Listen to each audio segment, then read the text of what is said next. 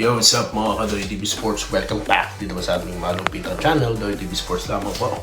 At yan na nga po, nakita nyo naman ang total display of domination nitong Barangay Ginebra kontra po Phoenix. So tulad po ng ating ina-expect,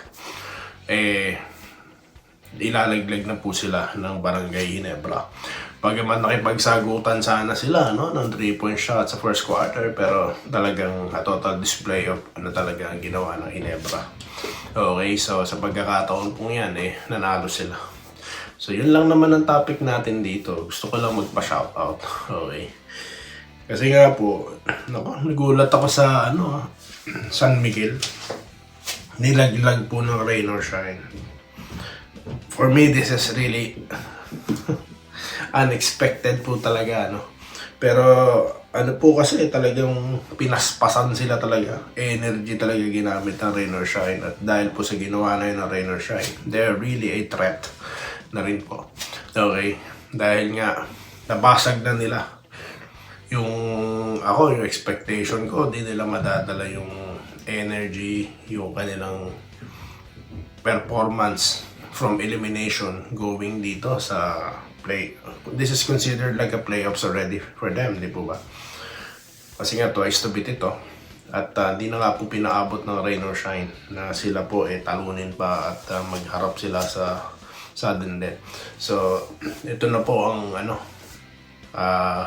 kabaliktaran nangyari na nakarang yung first batch, di po ba, nung may twice to beat na nakahirit po yung TNT at yung Mags. Dito naman po, nilaglag ng Ross ang SMB at ito naman pong Ginebra, nilaglag na rin yung Phoenix. Grabe po, tampakol na naman ang naganap dyan.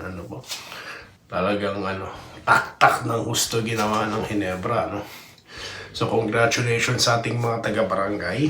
At shoutout po muna tayo dito kay Saldi Salanoy, Enrique Rivero. Tama, Enrique Rivero, Okay, nag-good day Idol Doy. Always salamat po sir, mabuhay po kayo. Si Wenceslao po, nag-good day po. Dapat wala na daw do or die. Ma'am Minerva Nimba, lagi din pong nandyan. Nag-good luck daw po. Lista na, ilista mo na. Dito, Ginebra, San Miguel. Of course, yung aking expectation dyan, San Miguel ang mananalo. Pero, nagkataon na Ginebra, San Miguel din ang pangalan ng Ginebra.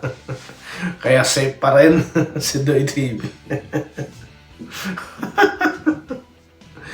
Okay, nag-good luck po si Ray Mafable, Vincent Nava, nag-good day, salamat po sir sa inyo rin po. Joselito Sayang, Okay, shoutout po. Robert Cayabiab, nag-good luck. Okay, NST.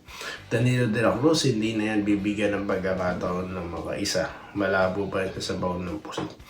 Okay, kung first quarter ang pagpapatayan mo, akala mo talagang kaya nila, Kaso wala. Charles de la Cruz, sabi ni Charles, Sir Doy, sang-ayon ako sa prediction mo, pabor. Buha ako kay RG, ang best player of the conference, Brownlee best import. Shoutout po. Okay, from San Miguel, Bulacan, si Sir Charles de la Cruz. Lista na daw. Sabi ni Sir Archie Makirang, Carlito Boliman, nag-good day. Na-impress po si team ko kay Abby. Sana raw mapagbigyan ng minuto. Okay. Meryl Brioso, sure win Ginebra na yan, sabi niya. Joseph Pineda, second content nyo to, Idol Doy, na hindi nyo binabasa mga comment ko dito sa YT at FB. Walang palya Idol kahit nasa work. Okay. Pasensya na po kayo sa, Grabe po kasi ngayon nung nagko-comment. Sa Facebook nga po, hindi ko pa nababalikan yung mga nagko-comment doon. May mga nagpapa-shoutout din doon. So, ayun. Kaya shoutout po sa inyo, Sir Joseph Pineda. Willie Bardaya, ang prediction ko, Sir Doy, kung yung first game nanalo ang Dihado, mamaya ang mananalo naman ang Llamado. Sabi po ni Sir Willie Lagonoy sa Finals TNT. Yun nga sabi ko sa prediction, as much as possible, gusto ko doon talaga manalo, rain or shine. Yun talaga gusto ko manalo, para po Kasi lagi na lang may doubts no? Yung iba na kapag sister teams ang maglalaban, bigayan, ganyan. Ang pinaboran daw ng management is itong kupunan, no? I'm sick and tired of that. Kaya gusto ko sana rain or shine ng nanalo. At yan na, nanalo po ang rain or shine. Okay, congratulations. At napakagandang laban yan. Nako, mukhang nangangamoy walis. Ito po, medyo matindi tong prediction na to, kasi hindi lang one game ang pinag-uusapan natin dito. Serye. Best of 7, mga boss. No? If I'm not mistaken. No? Okay. Alright. Llamado daw ang Ginebra pero di natin masasabi. Sabi ni Louis Machenzo. Roderick Rodriguez. Tambako Lumprinis yan. Binabalitaan na ako ng ating mga followers. Parang hindi quarterfinals ang Ginebra. Talagang ibang klase ang Ginebra pag playoffs na. Yun na nga po no? Kasi di ba ang minsan nangyayari sa Ginebra pag playoffs, di ba sila? I mean, kapag nakapagpahinga sila ng matagal, di ba? Minsan, kinakalawang yung mga barilis. Ngayon, talagang playoff na kasi talaga. Di ba talaga ang playoff Ginebra, no? Go, Ginebra daw, sabi ni Lagonoy, Saldi Salanoy. Nabasa na natin. Joseph Pineda, gaya ng inaasahan natin, Idol Doy, 20 lamang ng Ginebra, halftime. Local leader daw po, Scotty Thompson. Sabi ko naman idol, kaya ulit talunin. Yun nga, no? So, yun. Robert Dilla, nag-good day. Kabayan Toy TV. Mas bet ko talaga si RJ Barrientos. Si Bolic medyo alangan yung makapasok. Yun na nga po, no? Kaya sabi ko naman, si Barrientos na yan. No? Huwag na pong pumalag yung iba dyan. No? Baka po si Bolic, kung ako kay Bolic, magpa-trade ako sa Phoenix, no? Di ba? Kaya sa Converge, di ba? Mikey Williams, tsaka sino ba pwede i-package dyan kay Robert Bolic? Mikey Williams, kaso hindi papayag ang sigurado ang NLEX dyan. Okay, Godwaldo Prasdilla, nag-good PM.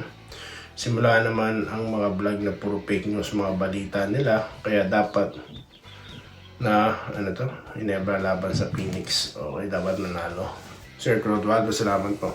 Well, sa mga nakakapanood po nito, pa-like at mag-subscribe at follow na po, no?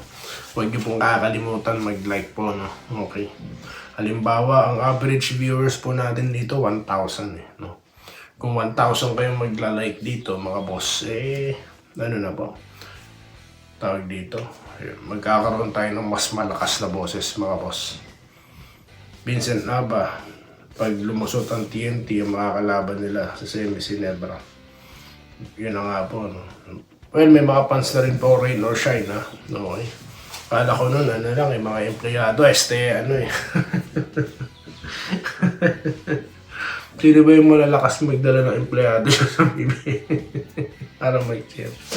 Walang masama dun, ha? Walang masama dun. Sana nga, ako gusto ko ganun eh.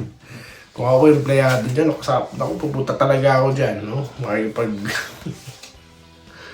so yan po ang ating mga pa-shoutout ngayon. Salamat po sa mga nakibahagi dito sa ating comment section. At again, congratulations po sa Barangay Ginebra, no?